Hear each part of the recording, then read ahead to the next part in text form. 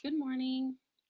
So this video might be a little shorter than normal. I wasn't going to do one today, but then I decided, why not? So I'm just going to talk really briefly about two books that I read this week that I think you would like. So the first one is a psychological suspense, and this one hasn't released yet. It comes out in July.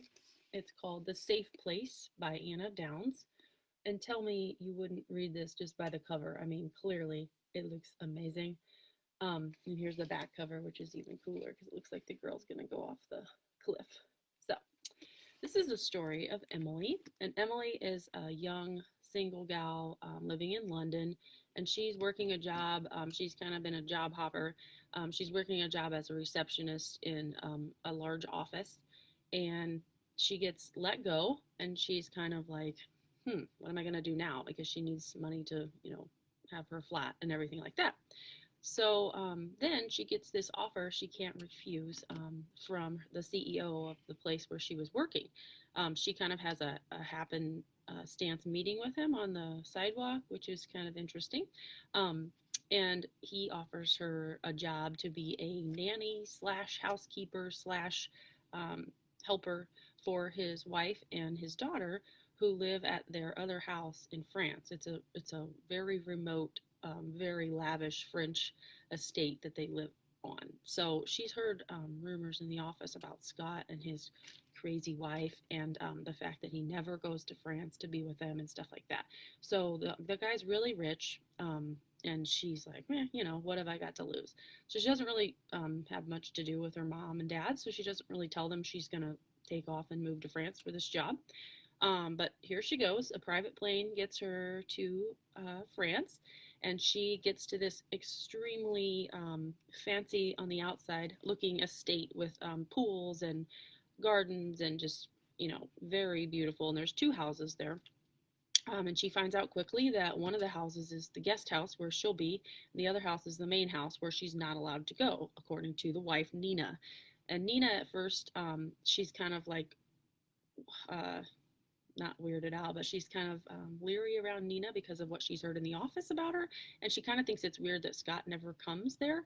And to make matters worse, Emily has this huge crush on Scott. So she's kind of standoffish with Nina. Well, Nina asserts herself right away to be like a best buddy to Emily, and they start hanging out together and drinking wine in the evenings by the pool. And but the other thing that's weird that's going on is their daughter Aurelia, and she's told that Aurelia doesn't go to a regular school because she has health problems. So she stays home with her mom and homeschools, and she's 6, I believe.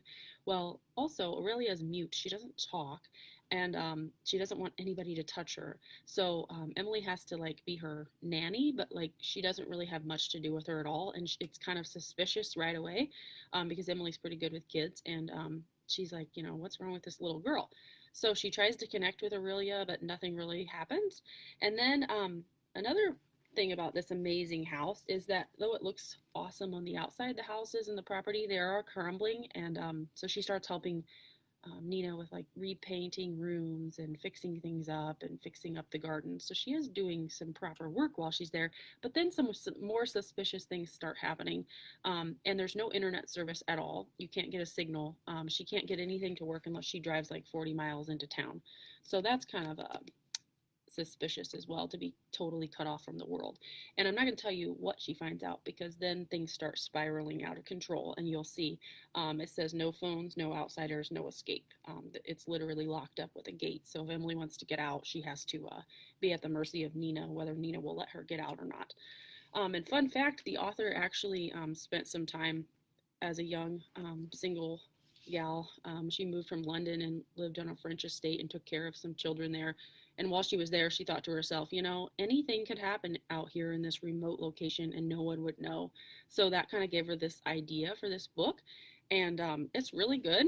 It's definitely a page turner. You'll not be able to put it down until you figure out what the heck is going on with Scott and Nina and their daughter Aurelia. And when you do find out what's going on, it's like, holy smokes. So yeah, it's really, really good. I suggest it highly. A great summer beach read, great escape read. And it's not too creepy because not many of us live on a French estate out in the remote location, so you don't have to worry about being kept up at night. So there you go. All right, The Safe Place by Anna Downs. And I believe this is her first book, which is really awesome. If I ever get my book done, I want people to say, oh, it's her first book. Mine will probably be, this is her first book. Not good. But anyway, I'll try.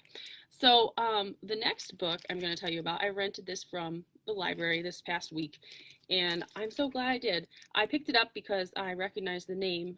This is a memoir written by Jason B. Rosenthal, and it's called My Wife Said You May Want to Marry Me. So that title alone is like, what? But I do love a good memoir occasionally, and this one reminds me a lot of a couple other memoirs I read. One being The Bright Place, or The Bright Hour by Nina Briggs. That was really good. And the other one was When Breath Becomes Air by Paul Calinthy. That one was really good too. So anyway, the memoir is about Jason and his wife, Amy Krauss Rosenthal. So Amy Krauss Rosenthal was a children's book author and illustrator, and she wrote a couple other books, adult books. But sadly, Amy had a very short life because she had ovarian cancer. So this is a book that Jason wrote about his time with Amy, which was sadly only 26 years.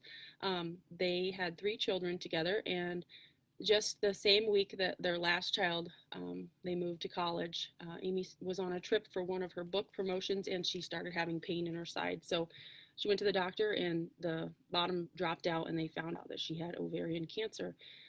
So this is just like, it's not like an extremely sad memoir, which I appreciated because there's enough sadness going around. But it is a really amazing story of how Jason dealt with losing his best friend and his partner, and kind of how his relationship with each of his 3 children developed even more after they lost their mother.